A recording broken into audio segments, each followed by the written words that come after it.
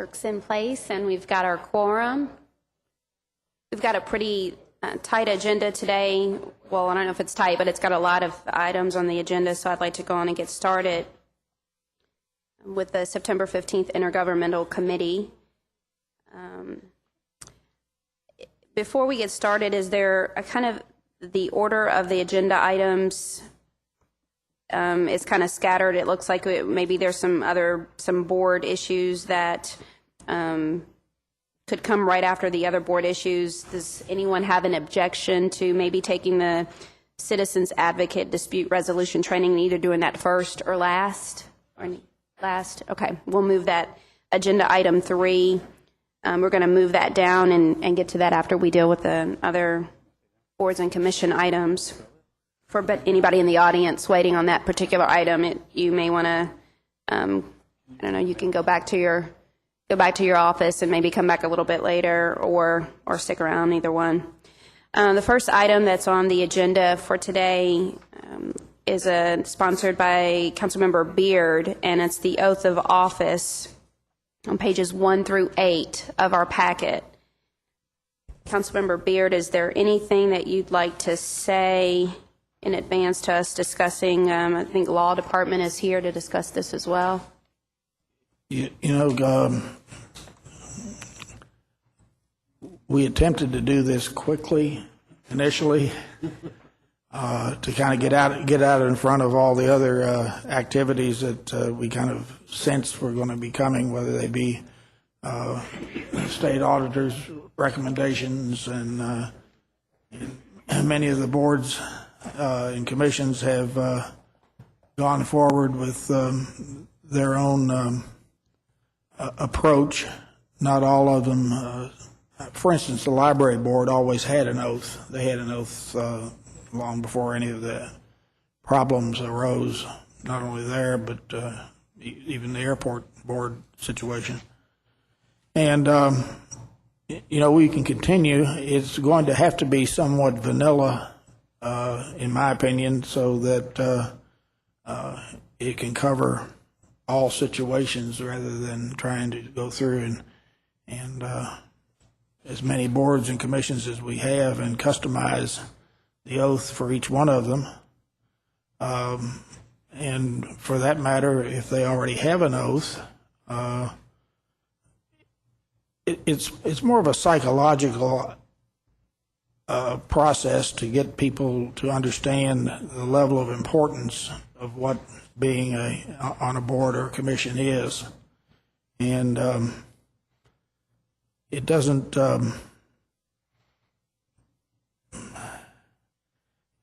it's legally binding to an extent, because you know, if they have taken the oath, you know that they have understood the level of importance and the severity of consequences if they were not to follow ethical guidelines, and we have that. We have the ethics situation also with ethics training. So I'd like to turn it back over to whomever may wish to speak on this subject, and I don't know if the Law Department is ready to talk at all about this. Well, it's my intention that since the memo is in our packet from the Law Department, I will have Glenda speak. I just wanted to give you or members of the committee an opportunity to say about the work. Councilmember Blues, were you on the committee? Did you have something to add? I was not on the committee, but I saw you kind of raise your hand. If I do have please go ahead and offer any comments. I think I'd just like to suggest that I think the oath can be, even though it would necessarily be generic, it can be effective. I think it really is important that people who are appointed to and accept appointments to boards and commissions, have an expectation that they are obligated to attend meetings, to prepare, to participate, and even, of course, it's especially appropriate with reference to tonight's training session to be trained to be members of boards. Some boards more important in that regard than others. I do have a suggestion if and when we get down to the actual oath itself. Hold on just a minute. There are a lot of, everybody may be whispering, but I think everybody's whispering louder to cover up other whispering, and so it's kind of hard to hear other council members. If there's any sidebar conversations, if you maybe could go out in the caucus room or out in the hallway, it's just kind of difficult to hear right now. I'm sorry, it's just, we can't hear. Sorry, Councilmember Bluth. And it is important to hear what I have to say. I know it. I do have just a suggestion that the 2 paragraphs of the oath be reversed. Under 3, yes. Thanks, Paul. Okay. Glenda. Starting with the most important thing. And then I do have a question, and maybe Glenda will address this when she comes up, and that is, what is the penalty for violating an oath? And if there is such a penalty, who determines whether the oath has been violated and so forth? I realize that that an oath should not be simply window dressing, but I assume that that there's not some dire penalty at stake in failure to uphold the oath in all circumstances. Thank you. Well, if you look at paragraph 1 of the draft ordinance, if you don't take the oath within the 30 days, then you're removed from office. And if for some reason you violate the oath, depending on the circumstances, that could be grounds for removal from the board or commission as well.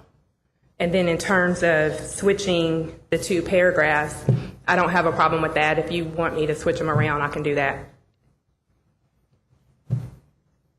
Okay.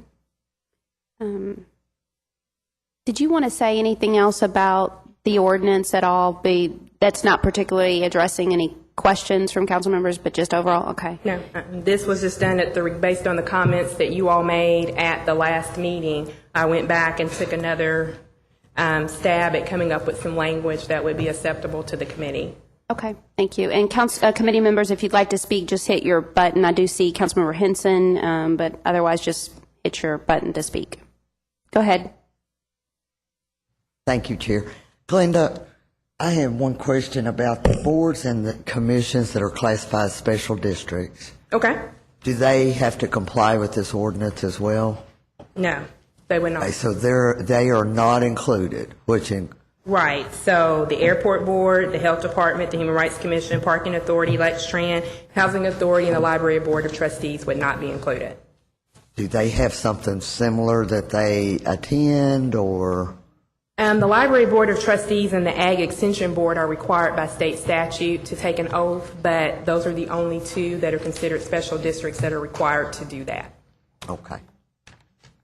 Thank you. Mm-hmm. Does anyone else have questions? No questions. All right. Any course of action, Councilmember Beard, from today? Thank you. I believe I would like to move that we take this forward to the council. We've got a motion by Councilmember Beard and a second by Councilmember Tom Blues to move the ordinance related to oath of office for certain boards, agencies, and commissions forward to the full council. Is there any discussion? Councilmember Henson. Thank you, Chair. I did have some questions about the training that hopefully our council clerk can answer, or someone.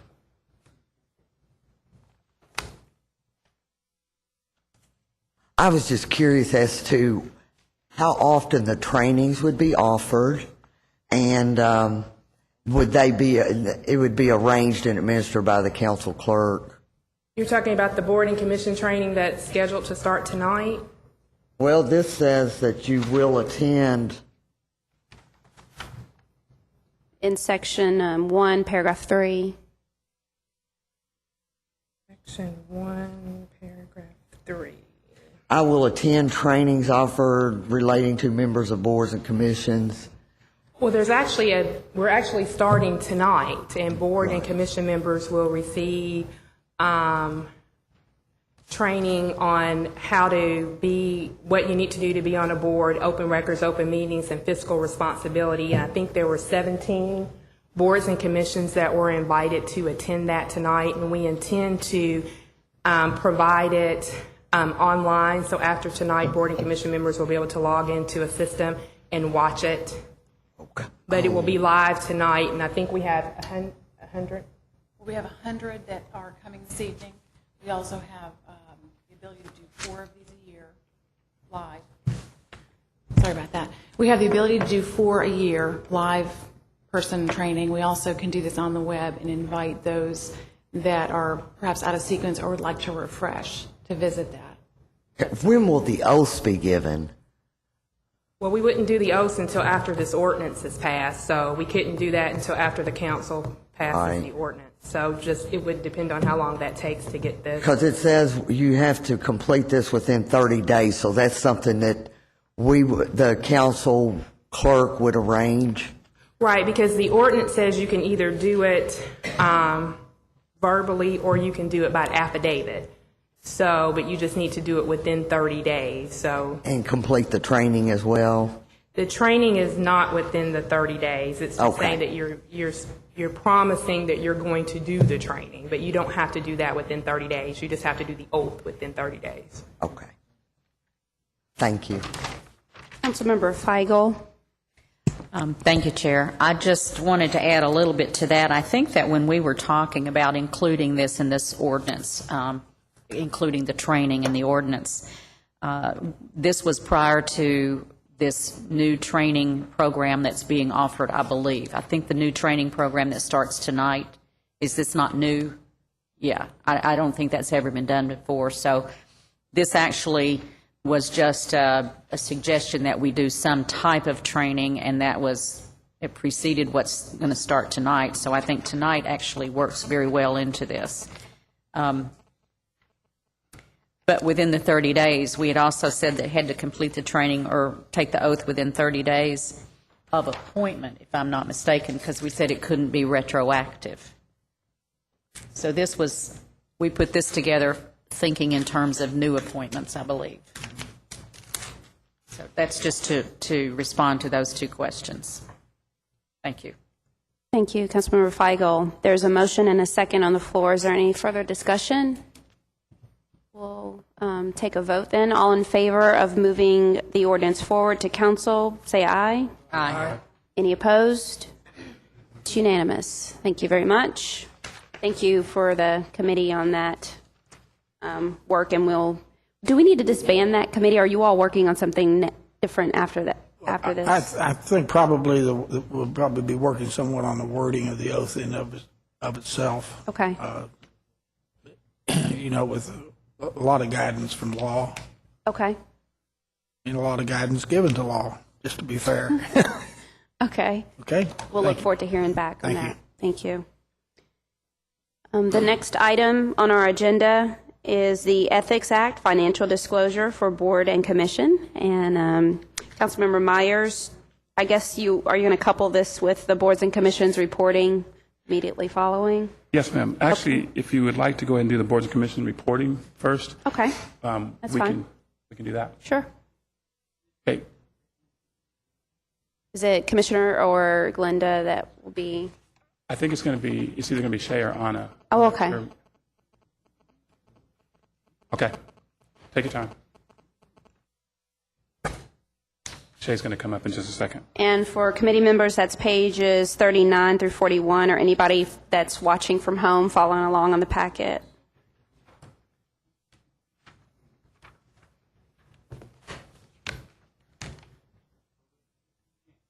How are you doing, Shay? 39.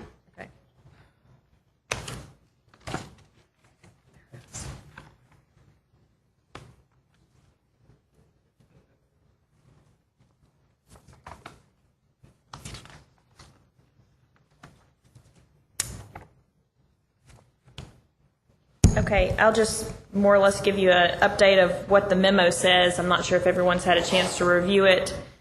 But essentially, the council requested that certain information be provided online for everyone to be able to see it.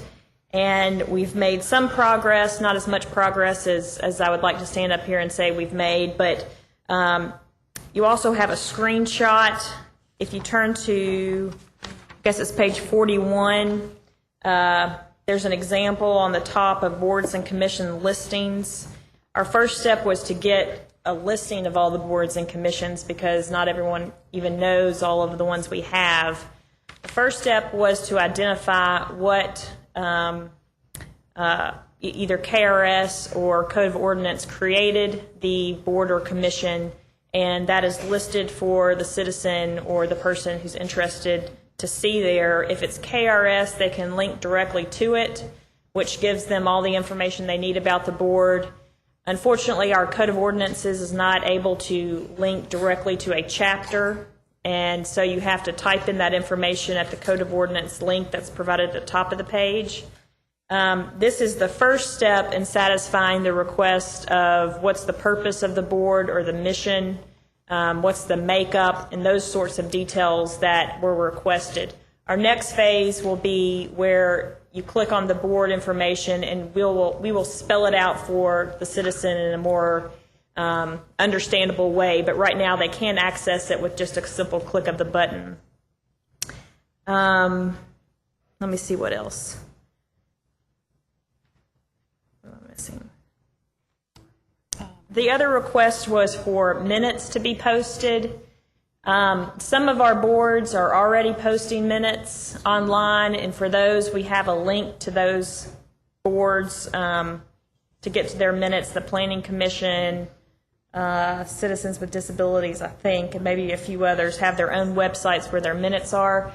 Some of the boards are still creating their websites as well, such as the tree board. Yes, some boards will have individual websites. So we will simply link to them as we're doing right now.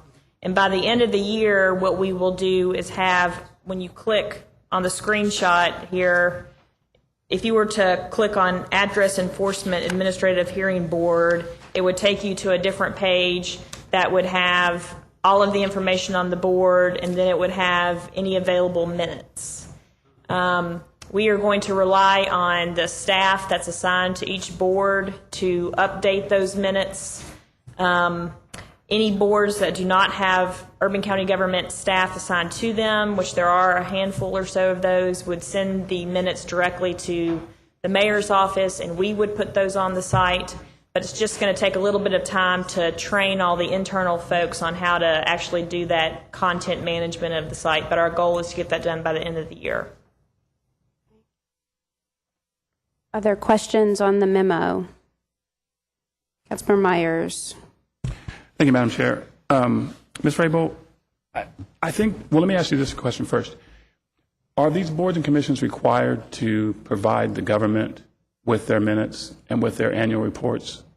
And in some cases, a final report if the Board of Commission is going to have a finite charter? Well, that's two separate questions, and hopefully Logan or Glenda is listening to this, but under the Open Meetings and Open Records Act, every board and commission is required to maintain their minutes. There's a custodian of the records, but they're not required to send them to us necessarily.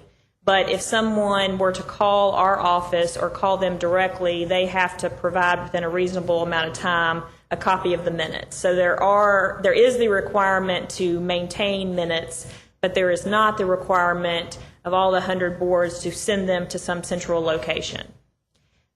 When we first started talking about this a long time ago, we originally thought, well, they can all just send them to the mayor's office. But if you're thinking about all the boards we have, that's an awful lot of paperwork, and on a monthly basis and sometimes even more often, which is why we're going to try to rely on the staff assistants to the boards to take the responsibility to update their own board information online, as opposed to one person in the mayor's office having other duties as assigned.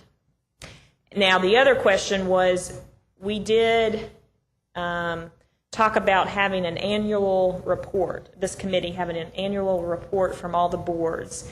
And the major intent of that, if I recall, was to determine whether or not boards were meeting, because we wanted to make sure they were still necessary, or if they're having problems with quorums, membership, anything like that.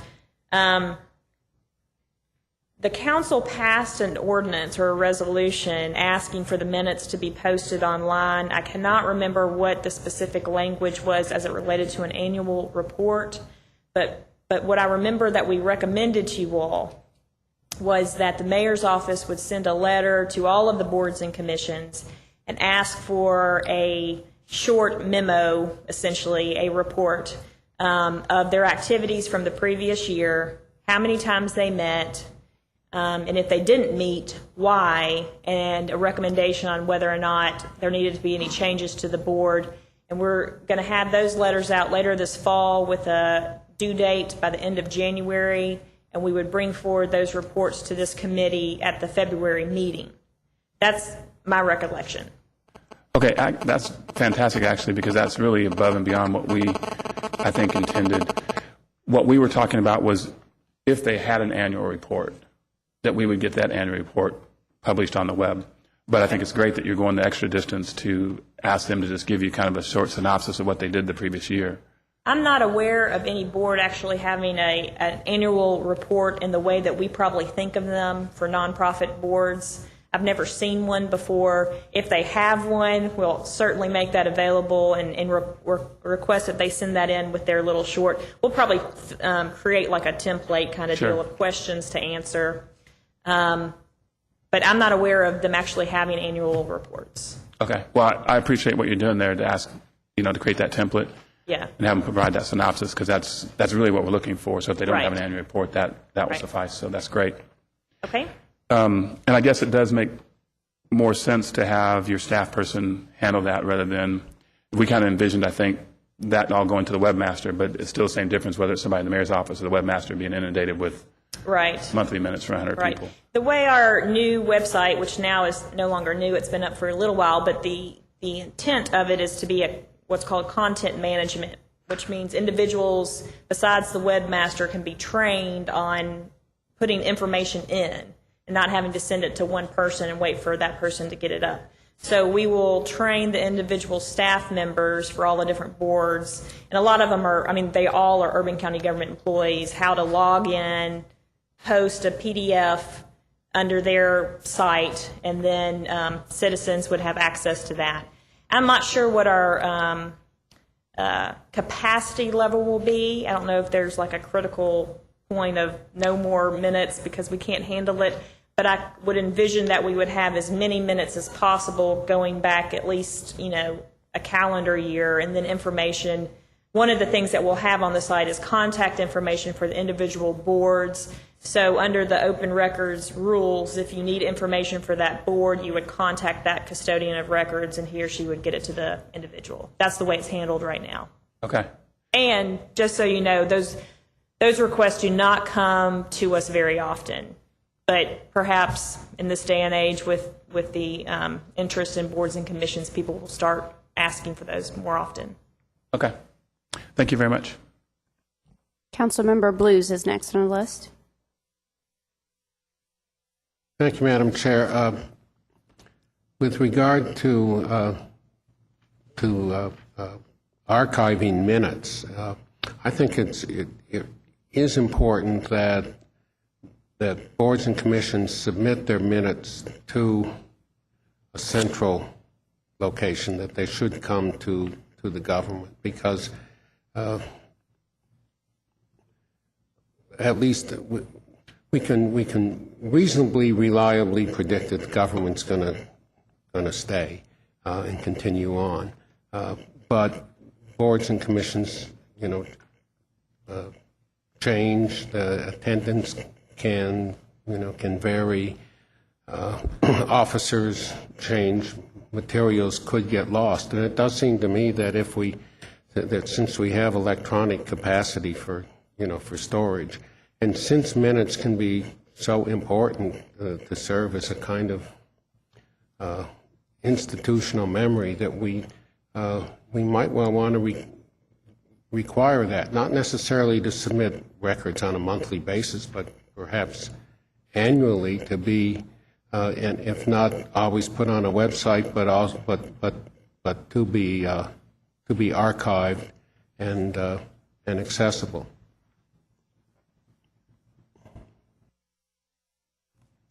You look. I was just looking back at Logan to see if he had any thoughts about that.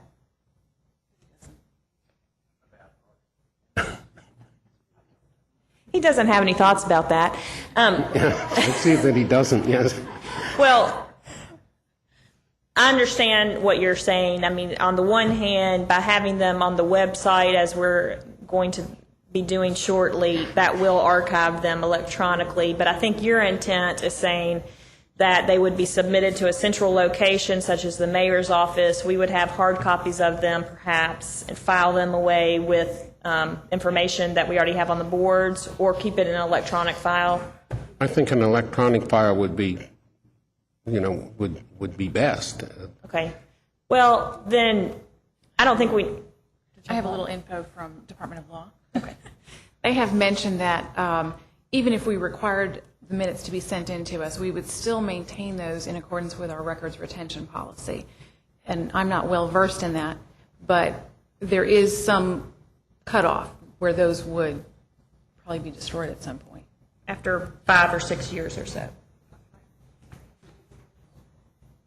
Our records experts back here are going to debate that one. But without having to change any kind of ordinance or resolution that y'all have already done, how about when we send out the letter to the boards and commissions this fall asking them for their report, that we ask them for copies of their minutes from the previous year? Would that suffice? I think that's a very good idea. Okay. Hopefully they're not like huge, massive things, but we'll find out. Well, but the point is really that they do provide a record, and I've been now to enough board meetings to know that sometimes the only memory that exists is that of somebody who's been on the board for the last 8 or 9 years. Right. So it can really be a major help. And with reference to to open records requests, I think it's much better to have those minutes in place reliably, rather than somewhere where you may not be able to find them. They may have been erased, somebody's Sure. resigned from the board, and so forth. Okay, we will add that to the request this fall. I appreciate that. Thank you. Councilmember Feigl? Just to kind of add to what Councilmember Blues was talking about, we kind of had this discussion in a previous meeting. One of the workshops that I took as a new council member, they told us that minutes should be taken of every meeting, even if it's just a small committee meeting on discussing the Christmas parade. I mean, any group of people who gets together to do business for the city is supposedly to be taking minutes. And I'm not sure, number one, that all of them realize that. And number two, I think what I would like to see is some accountability from the city to ensure that those minutes are being taken in compliance with the law.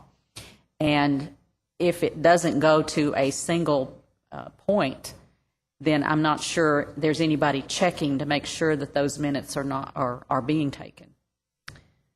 I would agree with your observation, and I do think that having the minutes both provided on an annual basis to us, but also on a regular basis updated online by the staff liaison to the board and or through the mayor's office for those boards that don't have a staff person,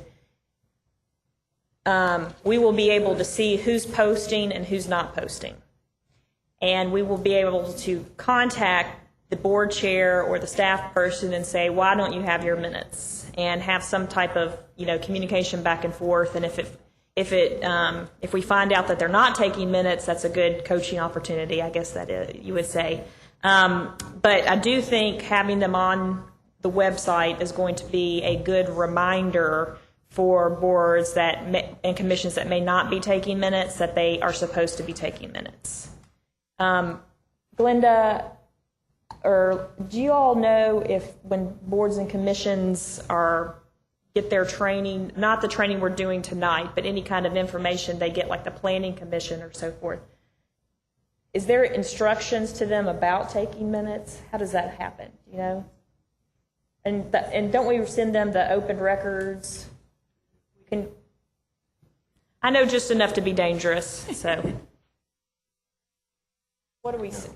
We currently send board appointments, people who we've appointed to boards, a packet of information once they've been confirmed by the council, and Anna can tell you a little bit about that.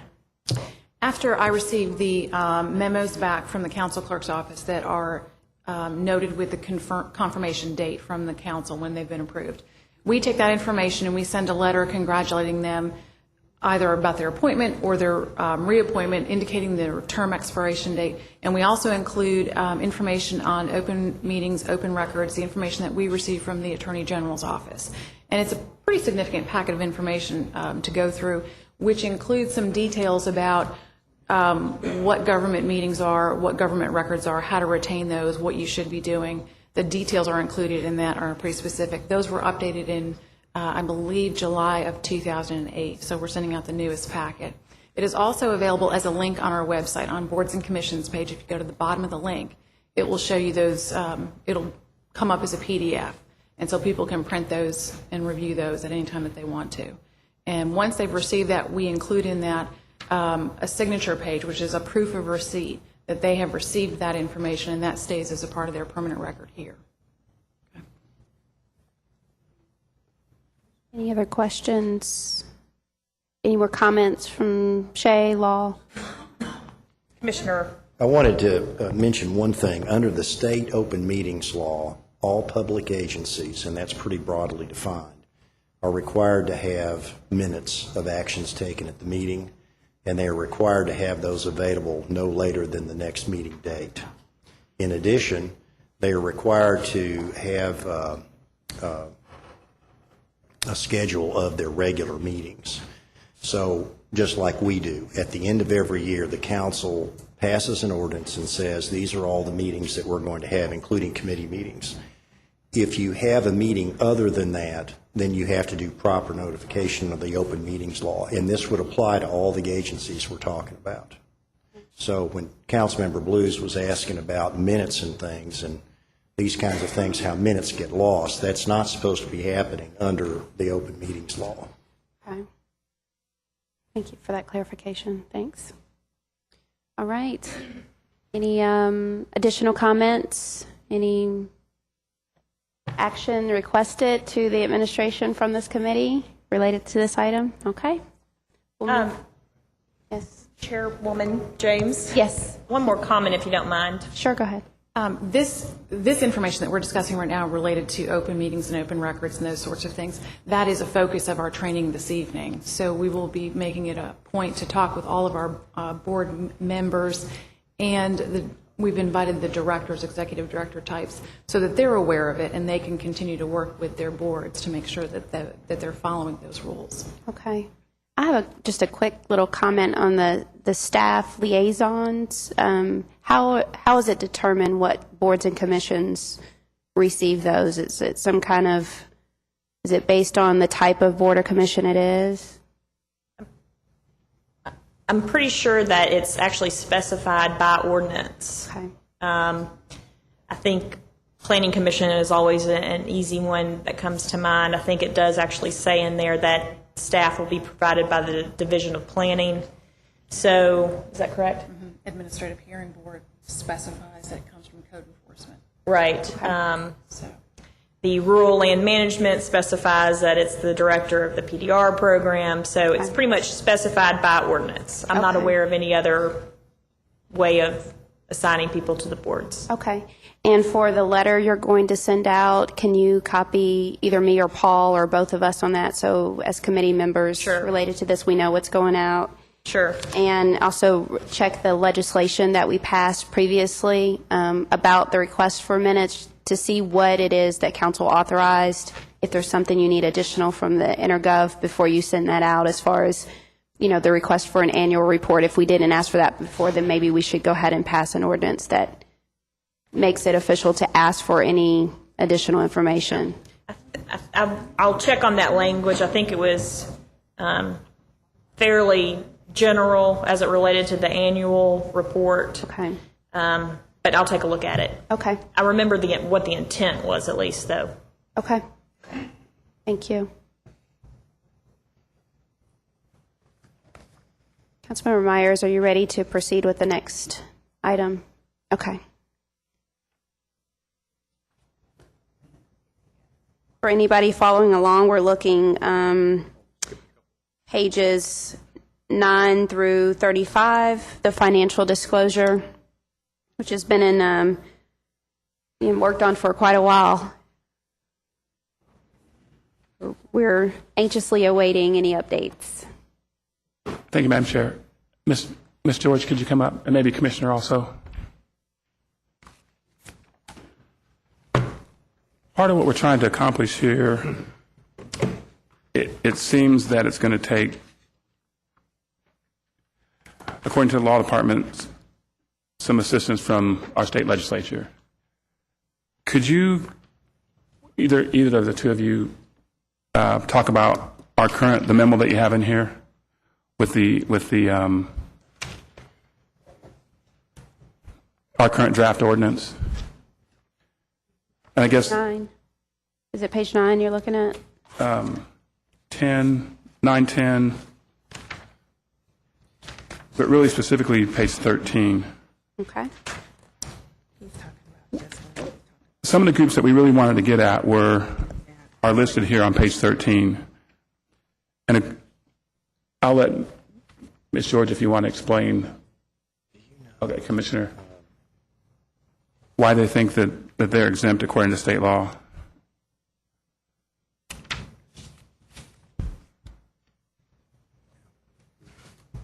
If you look on page 13 at the bottom, where I guess really let's start on page 12, where it talks about the state statute that enabled us to create a local ethics code. And it says that it applies to elected officials, appointed officials, employees, and then agencies created jointly with another governmental entity. And we haven't done the fourth one, so we're only talking about elected officials, appointed officials, and employees.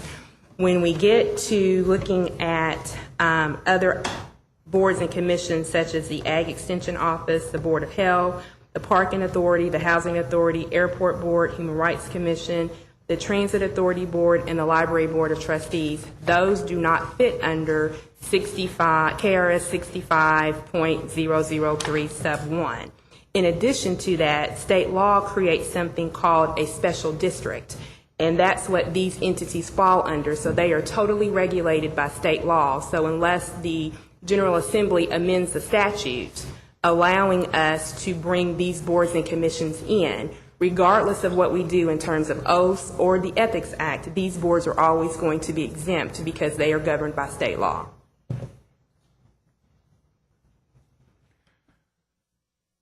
So your interpretation of the state law is that because they're under state law, we can't subject them to anything? Correct.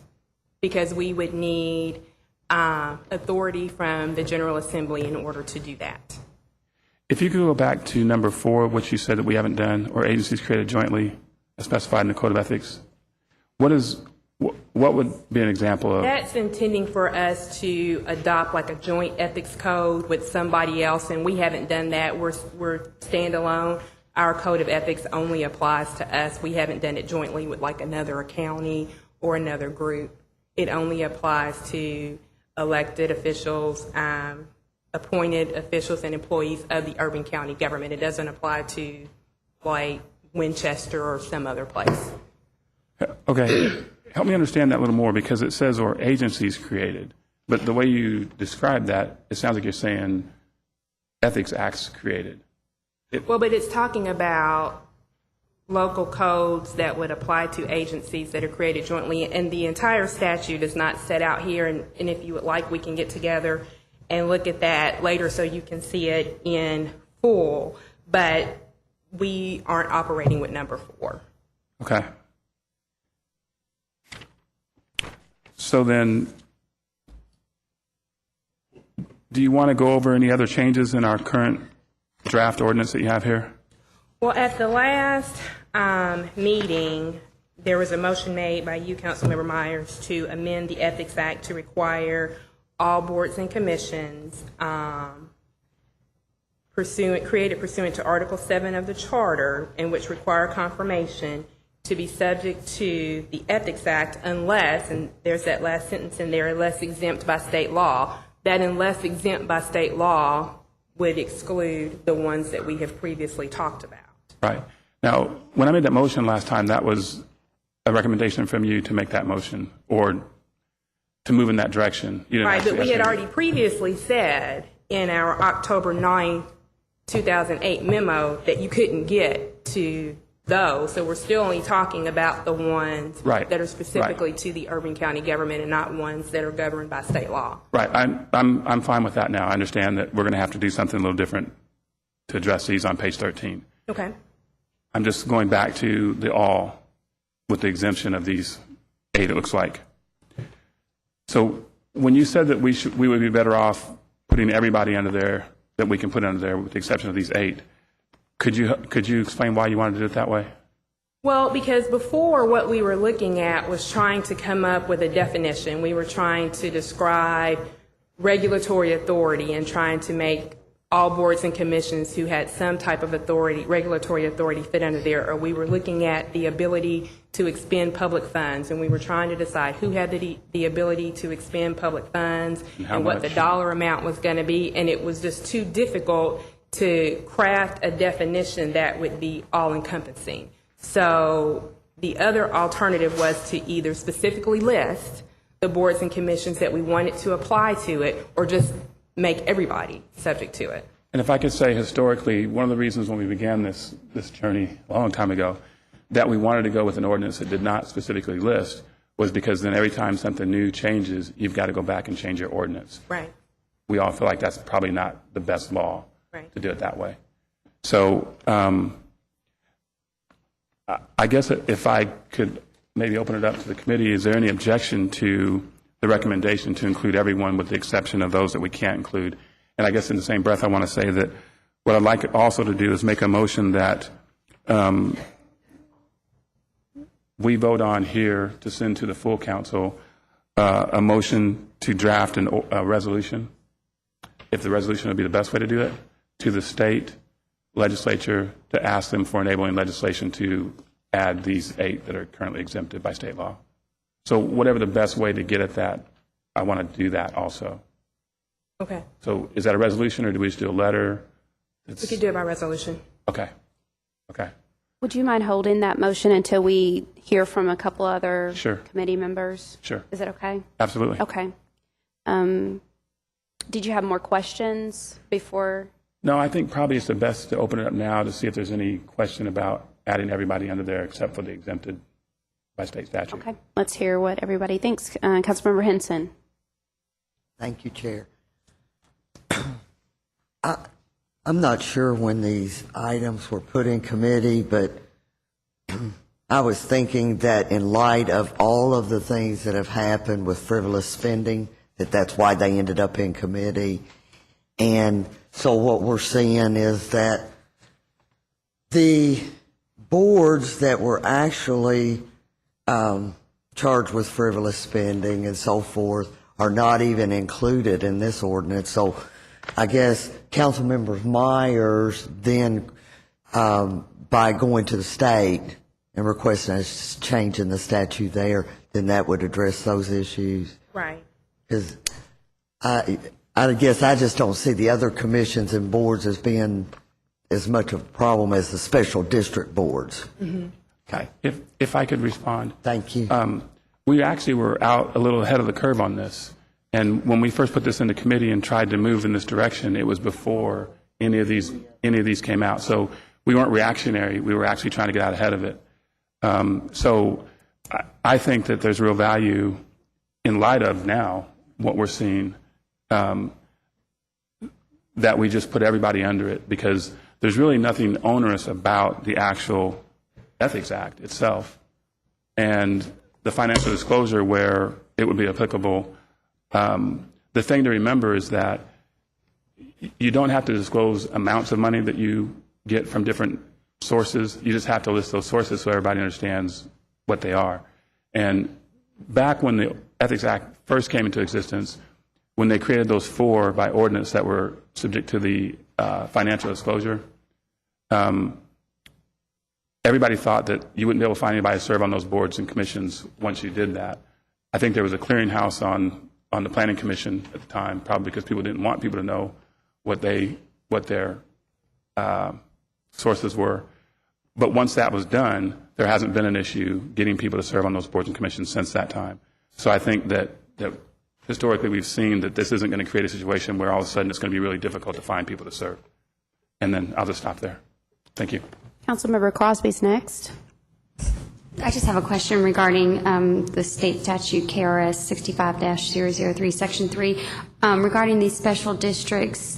Do they not have, and I may have missed this, some kind of special ethics? Do they not follow something with the state currently, or fall under something with their boards? I mean, does the state not have anything? I know that I've served on a state board, and I clearly had to fill out information, financial disclosures, and so forth when I served on state boards. So I guess my question is, is this not already in effect for the state, on the state level? And if it's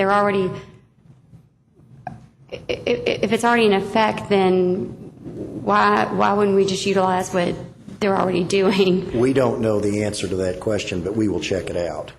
The other thing that occurs to me before we pass a resolution, particularly since the airport board, for instance, has been in contact with the state auditor, and they have adopted a number of the things that the state auditors requested them to do, it could very well be that they've already adopted some sort of ethic standards that their board members have to comply with. So it seems to me that we ought to check with those and see whether they have an ethics code in place.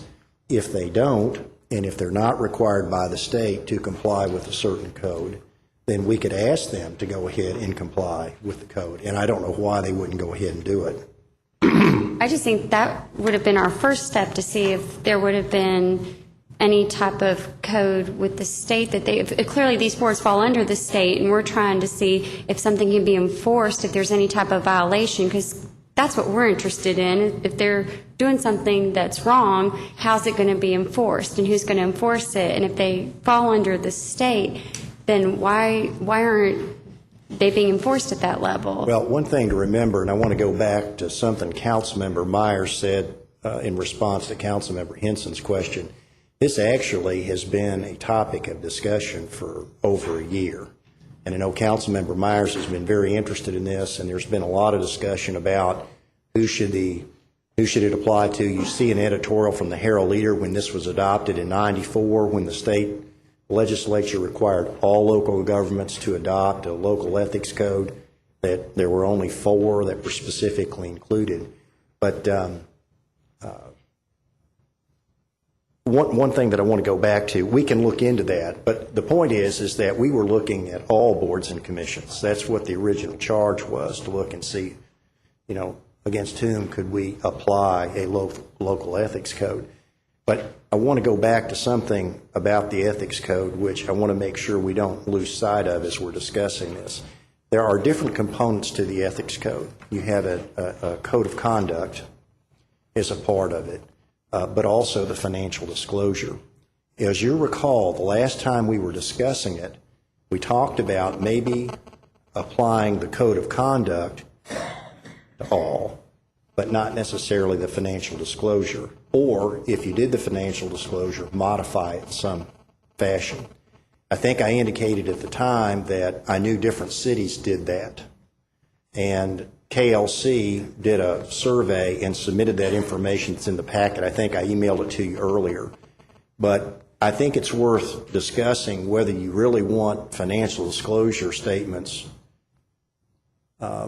filed by every single board and commission member. And that's what I heard you saying, that we might be moving in that direction. I'm not saying you can't do it, you certainly can.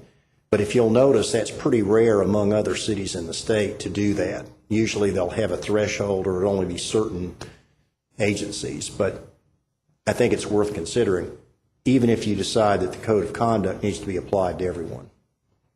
Well, I'm obviously going to support Councilmember Myers, but I would also like to have that information before we will get yes, that. just so we can see where these fall in relationship and how they fall with the state. And, we'll get that for you. You know, but the one thing that is nice, I think, at least with what we're trying to do, is it brings consistency across all the boards we deal with at a local level. Thank you. Thank you. Councilmember Myers, I think Commissioner Askew wants to ask you a question. Thank you, Madam Chair. And thank you, Ms. Crosby. Those are great points that you made, and I agree 100% with you. Commissioner, if you could go ahead and talk about, I know that you talked about the example from Hopkinsville from which you came. And actually, I like that idea. I think that we started out at one point with discussing the idea of the $5,000 threshold as far as the disclosure goes. Could you go to Hopkinsville? Can you kind of go through that? And Ms. George, can you kind of come up to? This is on page 26 of your packet. This is part of the KLC information. What I see here is how I recall it when it was adopted back in '94. But you'll see that the Code of Ethics applies. Now, this is the financial disclosure part. That's all this deals with. All elected city officials, same as here. All candidates for office, which I believe is the same as here, right? Anybody that's running for office has to file financial disclosure. Members of the Board of Ethics created by this chapter, that's the same here. That's one of the groups that has to file. And then it says non-elected officers and employees of the city and of any city agency who are authorized to make purchases of materials or services or award contracts, leases, or agreements involving the expenditure of more than $5,000.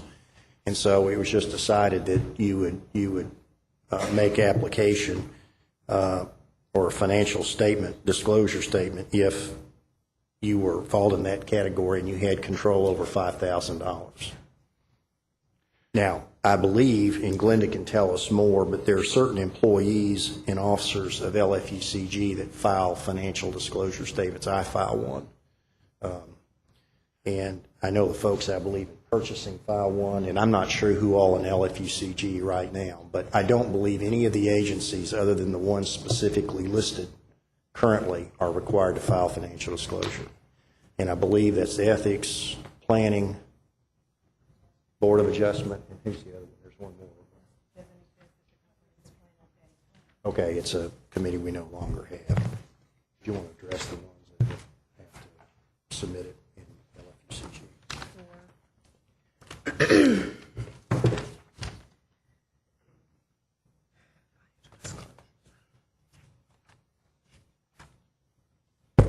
In Section 2513 of the Ethics Act, the following individuals are required to complete the financial disclosure as of today. It's the mayor, the county judge executive, members of the Urban County Council, the county clerk, county attorney, sheriff, coroner, surveyor, and constables, candidates for any of the offices that I just listed, members and chief executive officers of the Board of Adjustment, Comprehensive Plan Update Committee, which no longer exists, the Ethics Commission, and the Planning Commission, commissioners, division directors, and employees holding the positions of buyers and buyer seniors for the urban county government, and then anybody who formerly occupied those positions, and you're required to fill out a statement of financial interest for 1 year after you leave office. Okay, so would that, if we adopted this as it's written for Hopkinsville, would that add that many people to the ranks within LFUCG? Let's see. Elected city officials are already included. Legislative and mayoral candidates would already be included. Members of the Board of Ethics created by this chapter, they're already included. Non-elected officers and employees of the city. And then it says, and any city agency, it wouldn't get that last part, or any city agency who are authorized to make purchases of materials and services or award contracts, leases or agreements involving expenditures of more than $5,000. We wouldn't get that last group. Ours is the buyers who are already included. So I don't know that it would really add anything if we adopted this language that's in the Hopkinsville ordinance. Okay. It may add a few, but not. We wouldn't.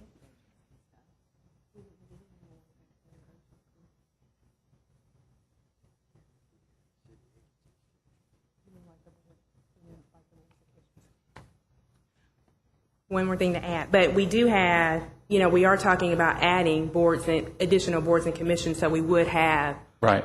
all of those. And I did ask Anna to get the list of all of the boards and commissions just to highlight some of the ones that would now be required to do the statement of financial interest if we don't include a dollar amount or make some kind of distinction. For example, the Arboretum Advisory Committee would be one. The Address Enforcement Administrative Hearing Board. Let me ask you a question real quick. Is that without the dollar amount?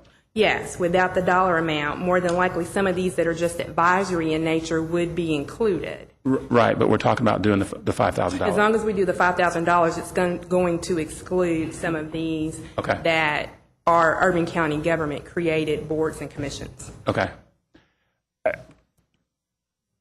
So I guess if there's any more questions, if there are any more questions, Commissioner?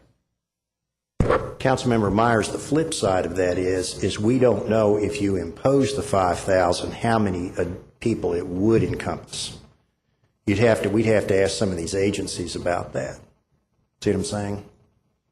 And when, So and I don't want to muddy the water too much here, but you might, if you said it was money they were getting from LFUCG as opposed to from all sources, that might make a difference to you. But I don't think we have any way of knowing if we impose the $5,000 threshold for financial disclosure on city agencies, how many folks that would encompass. And we could probably find out. I mean, we could. now, this is talking about, will this encompass not only the board members, but will it also encompass the employees of those that, just like the clause that says employees of the city, and then you drop down to that are authorized to make purchases of materials, services, or award contracts, leases, agreements involving expenditure more than $5,000. If we adopted this, would that paragraph right there also extend to the agency's employees, or is it just going to talk about the board members? No, it would be it would be officers and employees of the city and of any city agency. Okay. So I guess, would it be prudent to wait and see how many people that is? I mean, I'm personally inclined to say that if we want people to adhere to an ethics act and a financial disclosure statement, then we want them to. And if it's 20 people or if it's 100 people, the issue doesn't change with the number of people that it involves. So I'm not that concerned with how many more people that's going to create that we have to get this information from. If you wanted to restrict this only to city agency board members, you can do that. I guess I'm looking for input from, I don't think I would do that. I don't think I would limit it to that. I think I would, if they have employees that are expending more than $5,000, I think I would include them too. If committee members aren't in agreement with that, they're not. But I just don't know how many folks we're talking about, but we can try to find that out. We have Councilmember Baird and then Councilmember Lawless. Well, thank you, Madam Chair. I guess I don't see what the end game is with all of this. I don't see what we have gained by these disclosures. Who is going to review? I mean, what actually happens after the disclosure, if, and for what reason is this being disclosed? And maybe Councilmember Myers can tell me a little bit about that. I just don't see where we're going or why we're going there, to tell you the truth. You can respond. Thank you. I guess I would look at that and say that for the same reason that the state decided that all those folks that are, for the same reason the state decided that the local cities had to come up with another ethics ordinance and this financial disclosure statement, they allowed the local governments to determine who was subjected to it to some degree. But the same reason that the state realized that that needed to be put in place, I think, was because of Bop Chop and a whole lot of things that happened back then. We see similarly things going on right now that are causing great concern. Again, we were out in front of that. We started this process before we began to read in the newspaper all the things that are going on. But I think the bottom line is it's important for taxpayers to understand who's spending their money. It's that simple. And I think if we limit this to the $5,000 threshold being applied to city funds going to those agencies, then I think we're back in our purview and not casting our net a little too far than what we should. But taxpaying citizens ought to know who's controlling and spending their money and what their connections are out there as they do that. And, you know, I'm not going to defend it any further than that. I think that's the simple fact that the bottom line is they ought to know who's spending their money, what their relationships are as they do that. I guess, and if we might have a conversation, in a little out of protocol. So you list the source of income. You don't list the amount, however, just the source of income. So you could be receiving $5,100 or $50,000, and there's no way of knowing or measuring. And it's not knowing that is what real fuzzy in my mind about who reviews it, who looks at it, asks questions about it, and how does that process work? I mean, there's no sense in just doing this just to be doing it unless there is some teeth to it and then there's a process behind it to review. I mean, I've been filling these things out when I was a director. I was filling them out, and it's pretty benign as far as I'm concerned. It's not invasive as far as I'm concerned, because I just put the name of the company.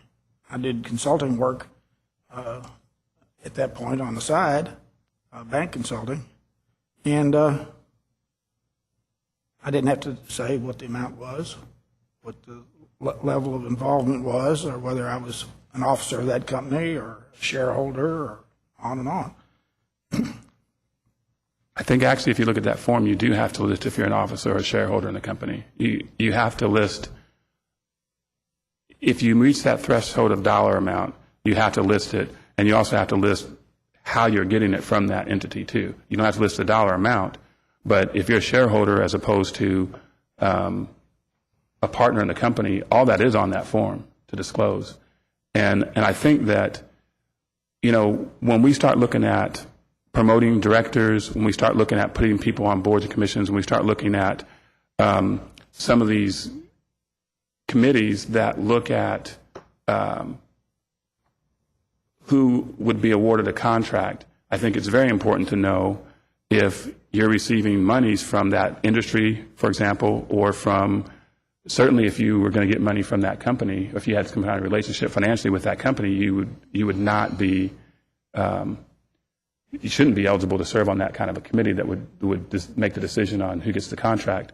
But also, you know, if we're going to promote somebody inside of government that's going to have a say over contract letting and leases and service awards and things, we ought to know what their background is in terms of their relationships. And the same way goes if you're serving on a board for a commission, or if you're an employee of one of these agencies and we're giving you money and then you're letting contracts to people. We need to know that. And make decisions based on that information.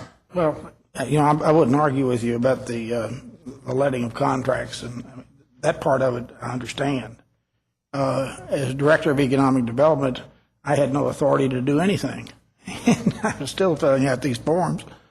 Well, that won't change. I mean, that as the Director of Economic Development is filling it out now, and they always will. But that's always been a bother to me as to why and what kind of mechanism was behind who was going to review, how was anybody going to know unless they really waded through thousands of pages of disclosure to find out anything. Well, let me. Madam Chair. I need to, yes. Excuse me just one second. Okay. Councilman Beard has raised a good point. I've just confirmed, when Susan Lamb receives these financial disclosure statements, what her office does is they confirm that it has been, every question has been answered, that it's been properly signed and notarized, and then it's been filed timely. And then she files it. She is not reviewing any of the information in there. Now, that information is available if somebody wants to inspect it. Now, I don't know that many people go and review those forms. But if somebody fails to file, then there's a procedure that's followed to get them to get it filed. And the Ethics Commission can become involved if need be. But Well, I'd like to say with that, too, I think this is correct, and Susan, you can tell me if I'm wrong, but those are available for public information, so at any point, anyone can request that.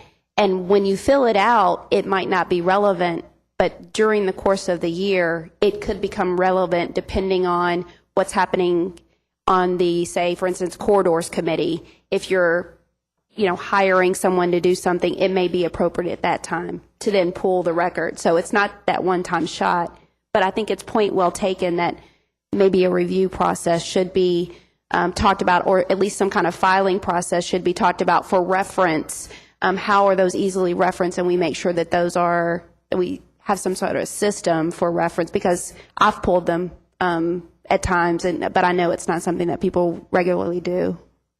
I want to mention one other thing, because Councilmember Beard raised this issue too. Depending upon the type of income that you're receiving, there are different thresholds. For earned income, it's $500. Let me see, if you have an interest, some sort of a business interest, where you have a 10% or greater ownership, and you've earned $5,000 or more, I don't know that I've said that quite right. It's $5,000 or 10% of an ownership interest in the business. Whichever is less, you're required to disclose that. And then there's things about debts and stuff like that that you have to disclose. But that information is also in that grid that I gave you. And if you look at the heading, it'll talk about a lot of other cities. The 500 is pretty low where we are if you look at compared to other cities. But it'll talk about earned income, debts, those kinds of things, and how other cities have established those thresholds. Councilmember Lawless. I'm a little bit confused. Councilmember Myers, are you suggesting that any nonprofit that receives money from the city do this? Is that what we're talking about? With the caveat of a $5,000 threshold. That would... I think you're just talking about boards and commissions, not our partner agencies. Right. Is that your question? Yes. So you're not talking about partner agencies? No. Okay, thank you. Councilmember Feigl. Thank you, Chair. I'm a little curious, too, as to it appears that this applies to employees as well as appointed positions by the council. Is that correct? So are there not... It's not all employees of the government, but it's employees that fit into that category. Okay. Are there not already safeguards in place for employees who might be making a decision on purchasing? Well, They're not already safeguards in place for that?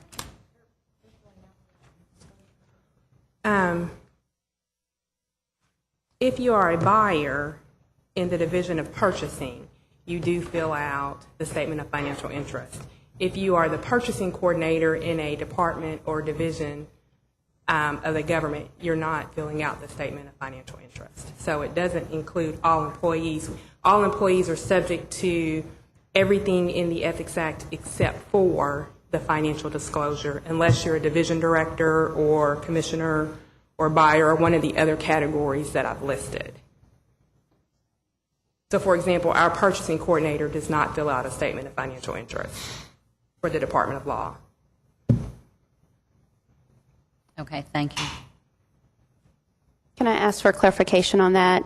The purchasing coordinator works directly with the purchasing department. They're not making purchases that are just at will. No, they are no, right. pre-approved purchases from that person that would have taken Right. And the we're financial going through disclosure. the Urban County government process for purchasing things. But I didn't want you to think, Councilmember Feigl, that all purchasing coordinators are required to fill out a statement of financial interest, because that's not correct. Are your questions answered, Councilmember? Okay. Councilmember Myers, you're next on the list. Luna, could you, just to clarify that, when you compared this language right here for Hopkinsville and then the list that currently under LFUCG employees, it didn't sound like it was going to add probably anybody, or will it?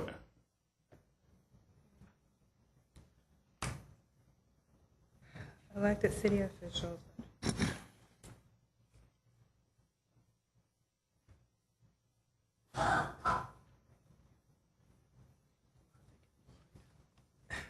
I mean, it's going to add all of the boards and commissions that we're talking about, but I mean specifically LFUCG employees.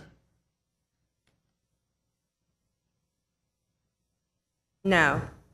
Not the way it's currently written, no. Okay. I just wanted that clarification made.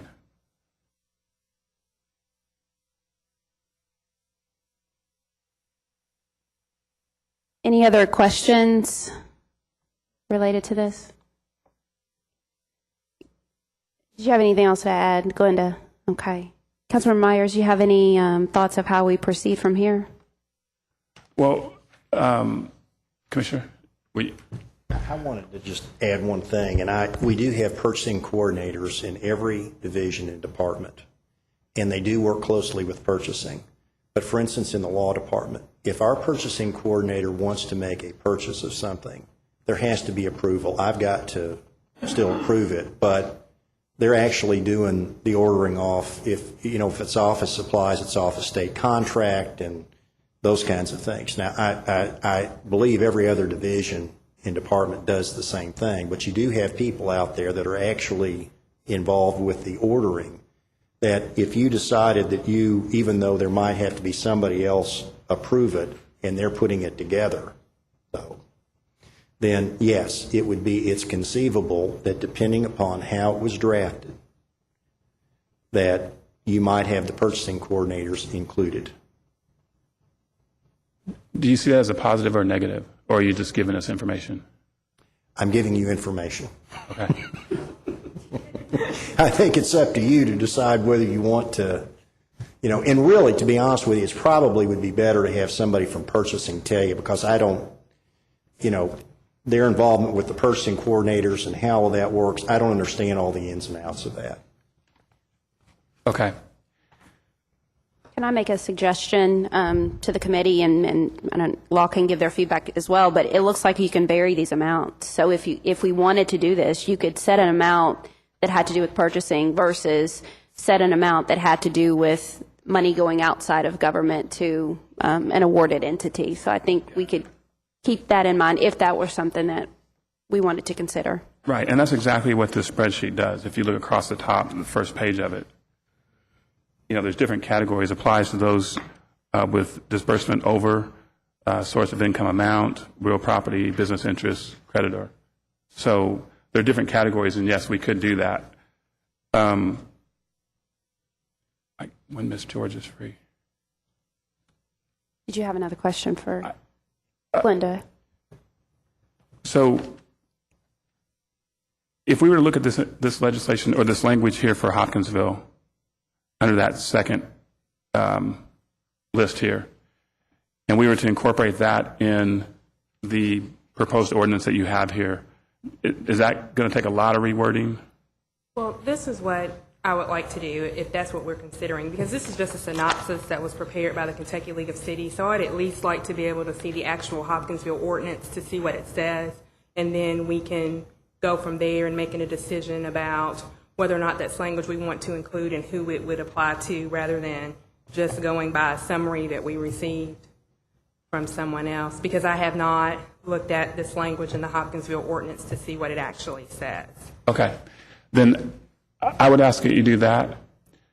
And then also ask that you include, are there any other changes that you need to make to the proposed ordinance then? Everybody's in right now except for those that are exempted by state law, right? Correct. The way that it's drafted currently. The way it's currently drafted, right. Okay. So I would ask then that you just look at Hopkinsville's ordinance, look at that language and see if you want to make an adjustment based on what they have in theirs. And then, I guess, bring that back one more time. Okay. We're getting there. Madam Chair, may I make a suggestion? I think it would be helpful, because I know Councilman Myers has worked on this a long time, and we've been working with him. It might be a good idea to maybe have 2 or 3 folks, and let's get a draft ready before it comes back. It might be a little easier if we, can have some discussions prior to the next meeting. That sounds like a good idea. So we'll have Councilmember Myers. Is there another Councilmember Feigl? Anybody else? Okay. And Beard. Okay. They love to work together, all 3 of them. So we'll have them work with you, Glenda. Okay. I think it's the same group that's working on the oath. Yeah. So, okay, we've been doing great together. So, okay, well, I appreciate that, Madam Chair, and we'll work together with the law department to bring back a draft and then go from there. Okay, great. Thank you very much. Thank you.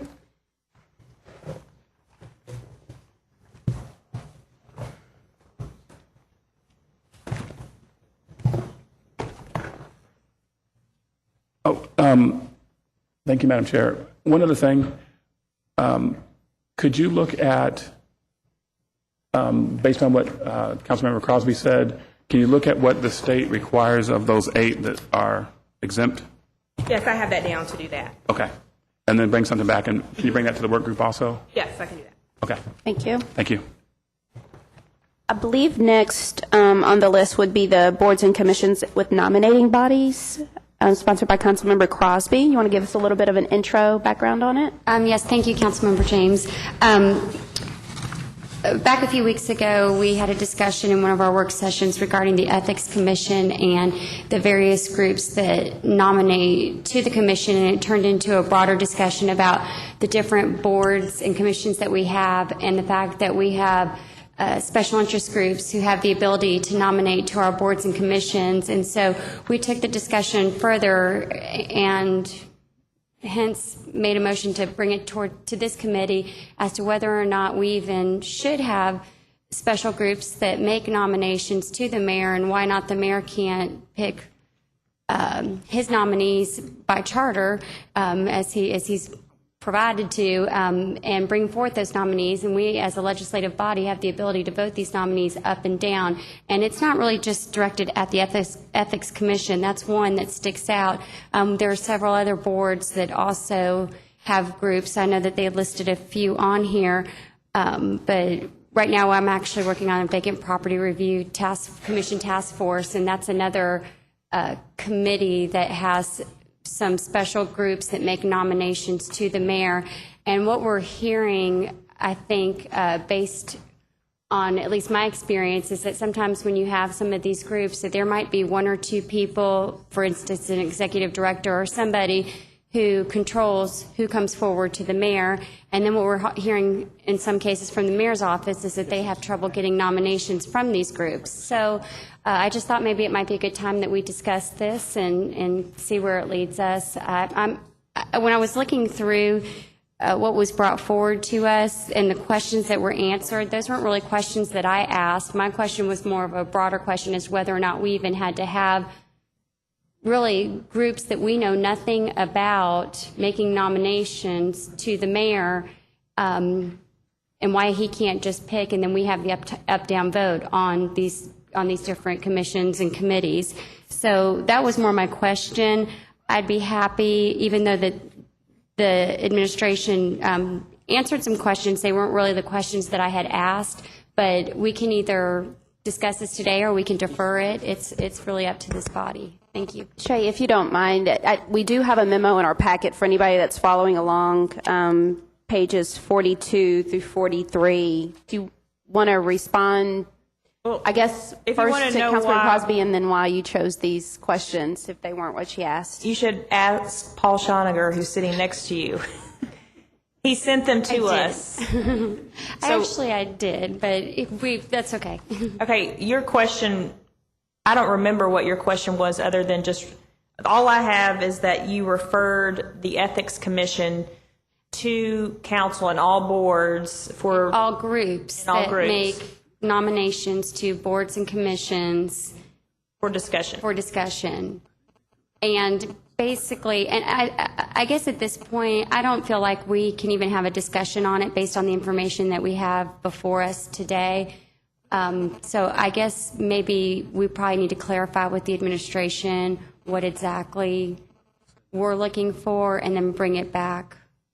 Sure. Now, what I have prepared, took the time to prepare here, was the questions that Mr. Schoniger sent to me, and I guess those were questions he felt, I don't want to speak for him, were things that he thought were important to the discussion. But what information would be helpful from your perspective, Councilman? Well, I would say, first, there are more boards than what you all have listed here. Yeah, we just gave examples. That have that. And then secondly, I mean, we can't discuss this today. I have no problem with it.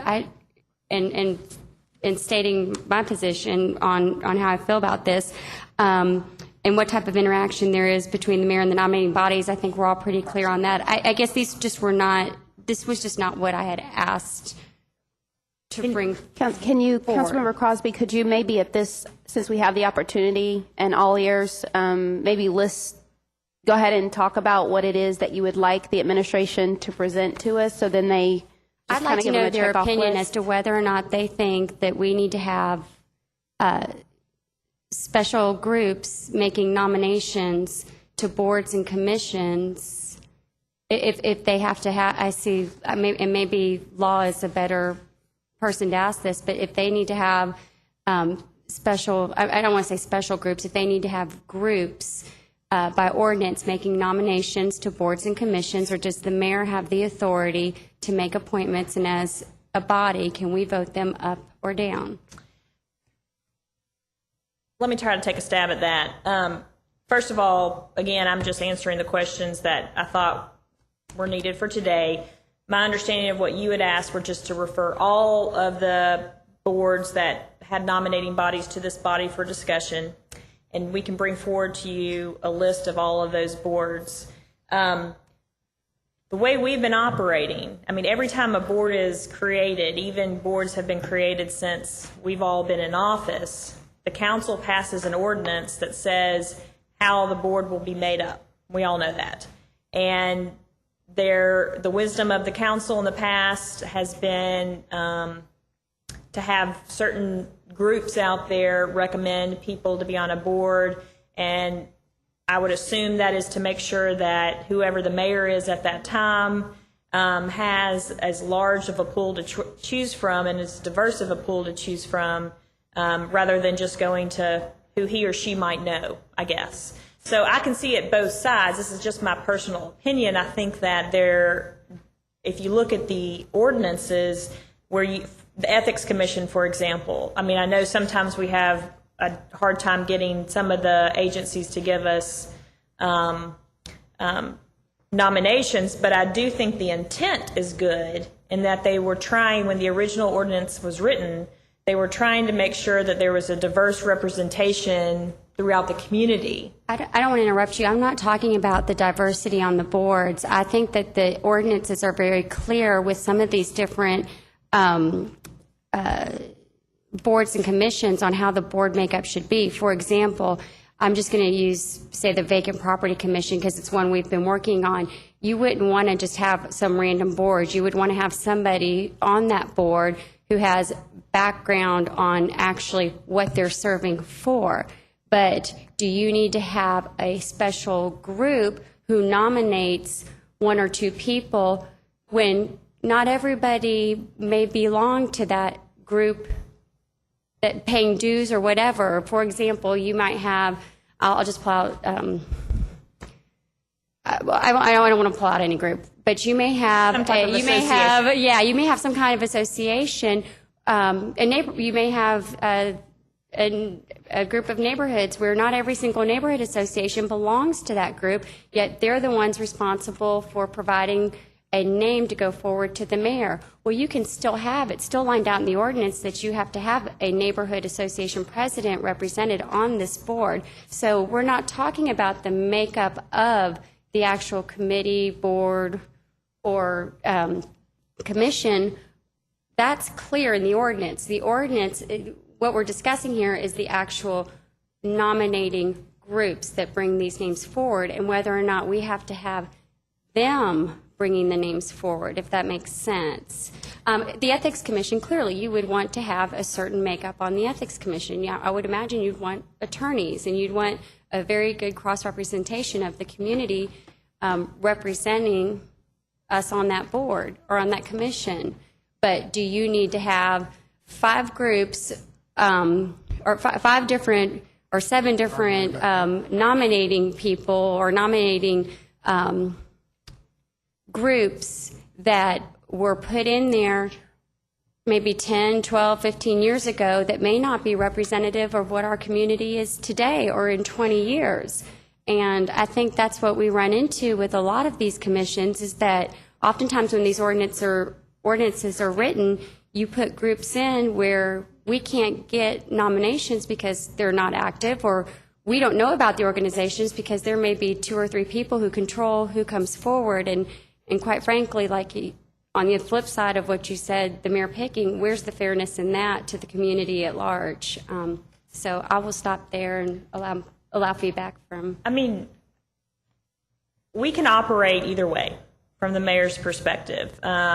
From one standpoint, it is helpful for us to have people bring forward recommendations. As you know, we have hundreds of people that we have to appoint. And so when there are situations where you do have a body that's been asked through ordinance to bring forward recommendations, it does simplify the process to us. I understand what you're saying, though. So I think what would have to happen is the council would have to look ordinance by ordinance and change. I mean, Glenda might disagree with me, but creating ordinance and amend each individual one to take away the nominating body if that was the will of the council. I'm not sure if you could just do a blanket takeaway. Yeah. This is similar to the process we went through back in, I think, March of 06. Not 06, I was not here in 06, I'm sorry. March of 08. Pretty sure it was 08. We did a review of all the boards and commissions. There were a number that we determined should be abolished for some reason or another. We brought that list forward. But with each of them, we had to determine how it was created, whether it was by ordinance, resolution, executive order, all of those sorts of things. And then we created individual ways of abolishing each and every one of those boards. And I believe there were a total of 27. So it took a fair amount of work to determine how it was created, what was the purpose, why it was no longer needed, and then the mechanism to abolish that. Well, I would just say to your point, too, it does not mean that people still cannot bring names forward to the mayor, even if you say you need a neighborhood association president on there. You can still have a neighborhood association actually bring forward a certain president if they feel like they're qualified to represent their group, or you need a Parks Advisory Board member. You can still have a certain group bring somebody forward that they think may be a good nomination. It does not prevent any group from writing some kind of letter or making some kind of informal recommendation to the mayor for who they feel might be qualified. It also, I believe, takes out the fact that you're having to beg people to get these nominations in some cases, on boards, very critical boards, where we need people to serve. I'm not sure if you have an answer for what I'm going to ask, but is your concern largely with the nominating bodies across the board, or just ones that might no longer be relevant agencies, such as the Ali group that's defunct? I think I would have to say it's across the board. I think that there are several of us, or I don't want to speak for my colleagues, but I have heard from various groups and even from some of my colleagues' aides, in fact, through the Vacant Property Commission that I've been working on.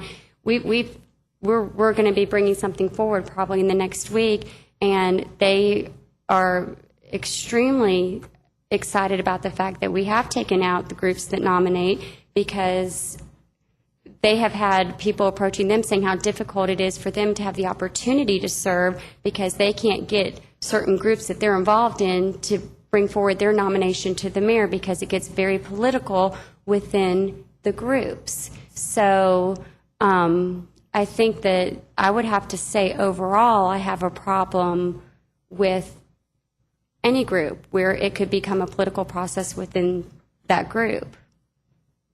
We're looking for the best person qualified to serve, obviously, and it doesn't mean that these groups still cannot, we're not taking anything away from them. They can still bring names forward to the mayor, and that won't change. Councilmember Feigl would like to speak. Mm-hmm. Thank you, Chair. And I certainly understand what you're trying to get at, but it's ironic that we just went through a pretty long process in trying to draft the Corridors Commission and what might make up the Corridors Commission. And we were very specific in terms of who would serve on that committee.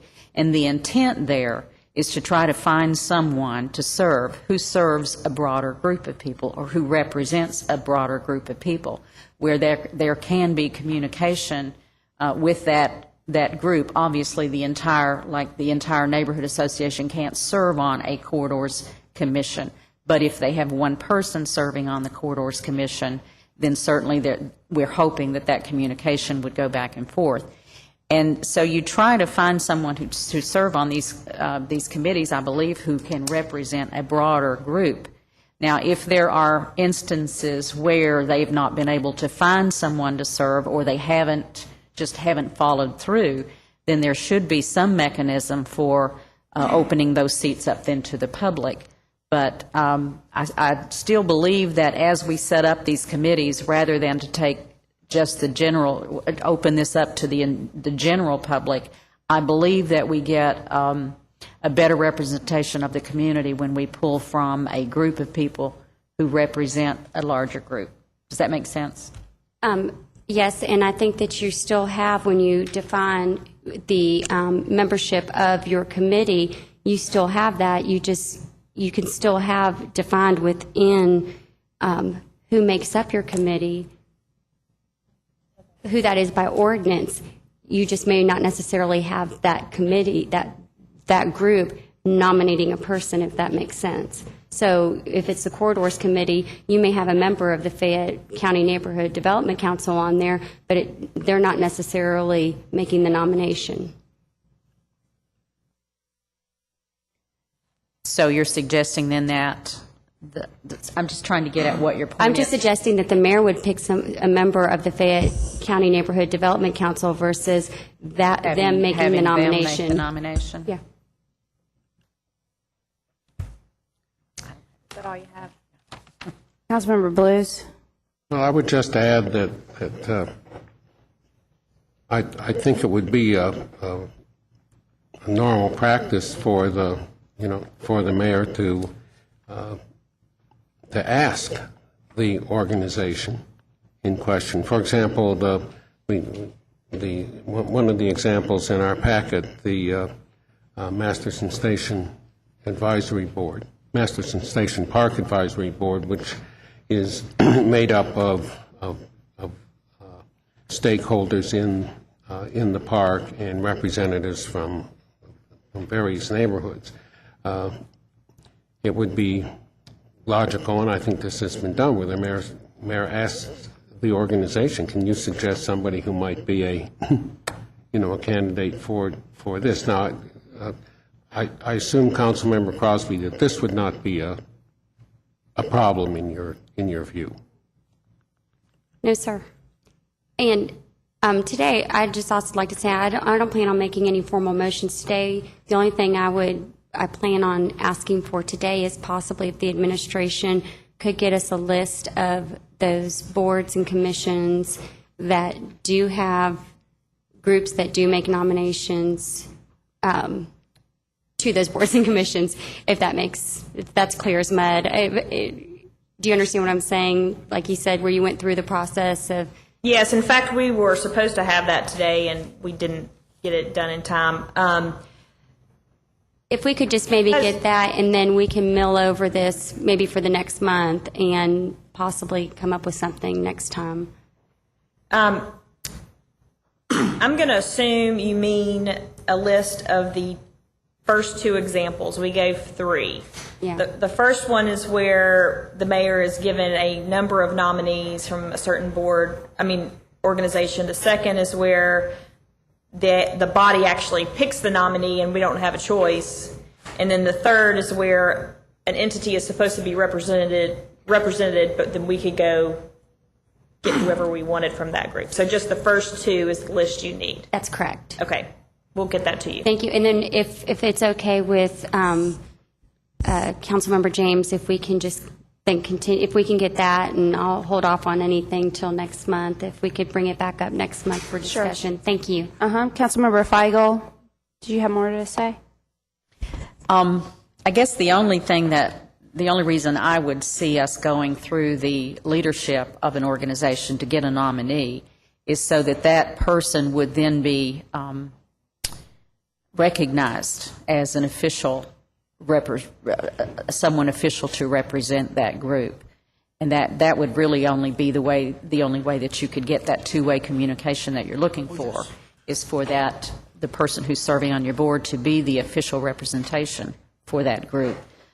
Certainly there's no reason why the mayor couldn't just select someone that he knew that happened to be a part of the group, but I'm not sure you would get that communication that you're looking for unless you still worked through the president of that organization to ensure that there was some opportunity for that input on their board meetings, or some level of communication.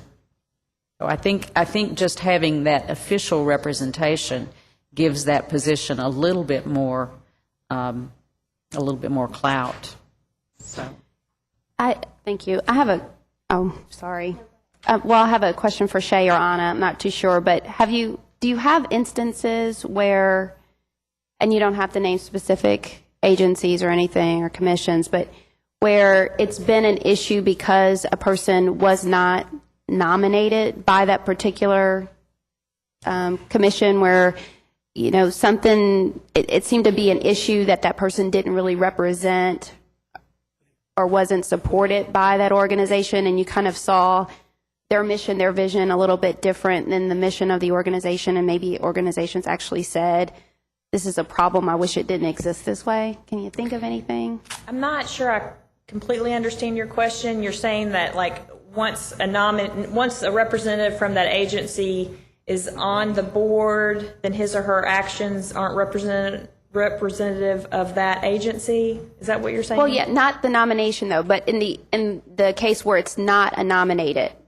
position, but it's a representative of, if it said a council member needs to be a member of this, but we don't select that person from our group. It just is a person that the mayor selects. Decides, yeah, they decide to do it. The council confirms, but they're not necessarily nominated by us. Right. And then once they're in that role, it's like, this might not be working out, and you could that kind of see happens all the time. No, I'm just kidding. I know it's tough to say, but yeah, that was tough to say, wasn't it?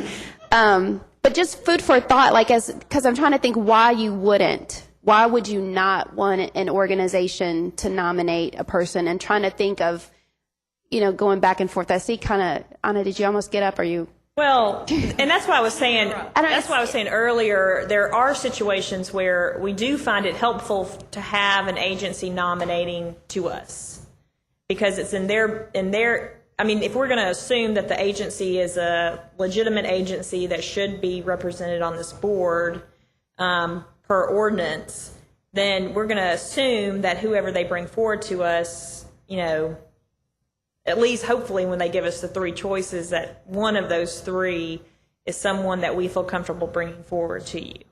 Okay. I don't think we need a nomination for every single position, because that just gets really turns into an administrative nightmare, really, because someone's just going to constantly be tracking down nominations. Nominations can come in informally. We don't have to necessarily seek them, but anytime a council member or people from the community call us and say, hey, there's such and such person I'd like to be on this board, then we ask that person to fill out the information. We stick it in a file, and it says who their reference was, basically. Okay. I'm not sure if I'm directly answering your question. What Anna has to say. Hopefully she can do better. We have found there is a bit of an issue when a representing group brings forward the three nominations, and they don't provide. I have found that the representing group didn't ask the people that they've brought forward if they're interested. So by the time I've contacted them to say, your name has been brought forward as a nomination for the 1, 2, 3 commission, are you interested in serving? I generally then go through what the board does, what the time commitment is, et cetera. At that point, they're like, nah, thanks, I don't think I'm interested. At that point, I have to kind of go back to the drawing board, because I need 3 nominations in order to present that to the mayor per the ordinance. So there are times where out of the 3, I may have 1 that's really interested, 2 that are not. We kind of have to go back and start over. So there is a significant amount of time that often takes to get the process through, to be able to bring a nomination forward. So are you thinking, if you were getting these applications in from council members, so if it were, we need a council member to fill this spot, but it wasn't a nomination from the council, and you got 15 applications, how would you then select which 15, if there were 3 recommendations that were needed from the council, how would you select those 3 to take to the mayor?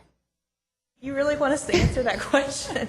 No, I don't. As a council? I don't. There are situations where there are positions for council members to be on a board, and we do have council members who come to us and say that they're interested. And so in that situation, let's say we have 4 council members that all want to be on a certain board. The mayor will look at the other boards that council member might already be on, if that council member has if it's in their district, if it's something they're interested in, if we want, for example, if it's a board of all men and one of the people happens to be a woman, that would be something we would take, one of the council members happens to be a woman, that would be something that we'd probably take into consideration. So it's the same as any other board nomination, it just happens to be council members in that situation. But we could take any other group, I guess, that has, the third example here, if it says you have to have an architect. Well, we go to our list of architects we happen to know who have good reputations that we think are community-minded, and then we start calling down the list, basically. If we don't have nominations, informal nominations, or if an architect has not written to us asking to be on a certain board, then we have to start from square one and track down an architect. Okay. All right. This is really complicated. It is. It actually is. It's not as simple as it seems. Councilmember Crosby has one last thing, I think. Well, yeah, just in response to Councilmember Feigl, and maybe a little bit to you and not so much, but I guess just going back to, you are not taking out the ability of the mayor or the administration to work with these different organizations for recommendations. it may not be where you're soliciting them for the 3 recommendations, but you can still have the interaction with them. If they feel like there's qualified people they can bring forward. That is not going away. And the ordinance will still define the membership of the committee. So that's not going away either. We're not changing, saying it's just going to be whoever serving. You will still have it clearly defined who will serve. The other thing I'd like to say is my guess in a lot of cases is when these nominations come forward from these groups is we probably don't know if it has been vetted through the entire organization or if it is a president who's picking 3 people or if it is an executive committee or if it's an at-large membership who has picked the best qualified candidates to come forward. We don't know how the candidates are being chosen to represent their organizations for membership on these boards. So I think that those are just some things we may want to think about over the next month, and if we could get the information from the administration. I know we have one more topic to go over, but then maybe we'll be able to have more discussion. Thank you. Are you clear of your charge? Clear of my charge. Thank you very much. Thanks, Shay. Our next issue is the Citizens Advocate Dispute Resolution Training. Councilmember Lawless, this was something that you had asked Citizens Advocate to respond to, and you want to go over details? Well, I had already gotten that from her. I was told to refer it to this committee because this is where the Citizens Advocate Subcommittee or whatever is. So, that being said, I have grave concerns about the resolution training, mediation training for neighborhood leaders. And my concerns, and I applaud your efforts to think outside the box, but having been a mental health professional for many years, having done mediation myself, it's not a 2-hour training, and it can be for neighborhood leaders to try to sit down and mediate disputes between 2 neighbors who are possibly angry can be pretty dangerous. And so I have grave concerns about this program. And since the council is responsible for the Citizens Advocate office, I feel like there's potentially great liability in doing this. So Ms. Beck had it in the presentation document that she presented at the Cal meeting, and it was budget time, and then we were on break, and I had asked her, I'd emailed her and said, can I get more explanation on this? And she gave me, and then I gave her a call and told her that I had very serious concerns about it. So anyway, that's what I was bringing up to this committee, is I have very serious concerns, and I'd like to hear from you all. Councilmember Blues. Thank you, Madam Chair. I also have concerns about this, since it has no relationship, so far as I know, to the Citizens Advocate's job description. And I would ask this question, would this be done on a voluntary basis as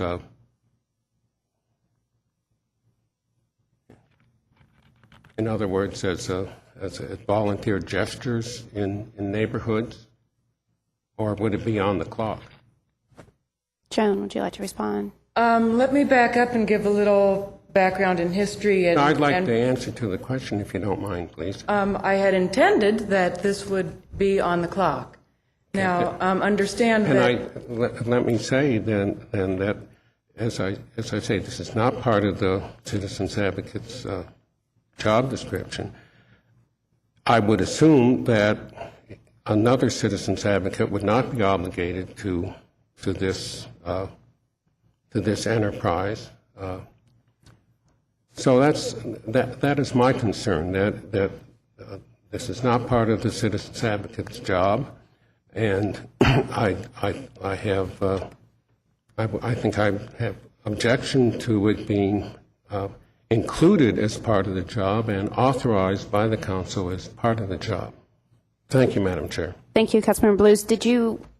Is there some part of the job description that you felt this was related to? If you can respond directly to that question, that'd be great. Specifically, calling on the job description for the Citizens Advocate, I don't know that there's anything that requires the Citizens Advocate to do neighborhood outreach. Nonetheless, I have been asked by many council members, starting from my first day on the job here, to assist neighborhoods in resolving disputes.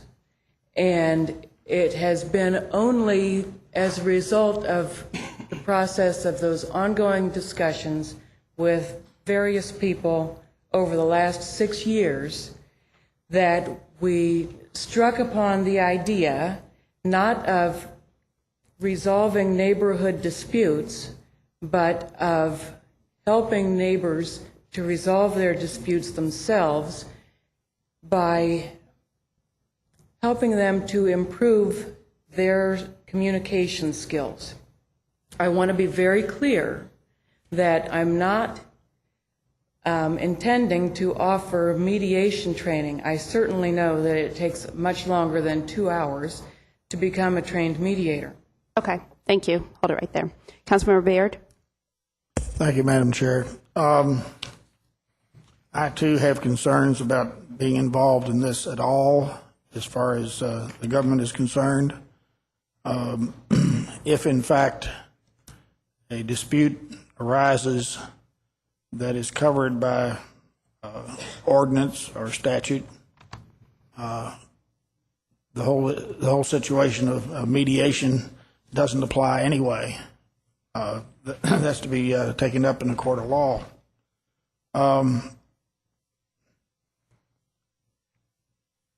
Knowing how many of my neighborhood associations function, I can't imagine any of them wanting to get in the middle of any type of argument with any residents within their association. I just can't imagine they would unless they happen to know one of them personally and could do that. Give me an example of what a dispute might be. I guess that's one thing that might help. We all, you all especially, I'm sure, receive calls often from a neighbor who wants the city to do something about something that's going on in their neighbor's property. And you find that there isn't a city division or department that actually has jurisdiction to intervene in this. So it's a private dispute between two neighbors. And I know that you all get calls about that kind of thing every day, because I do too. And the city government doesn't have an adequate way to address a lot of things.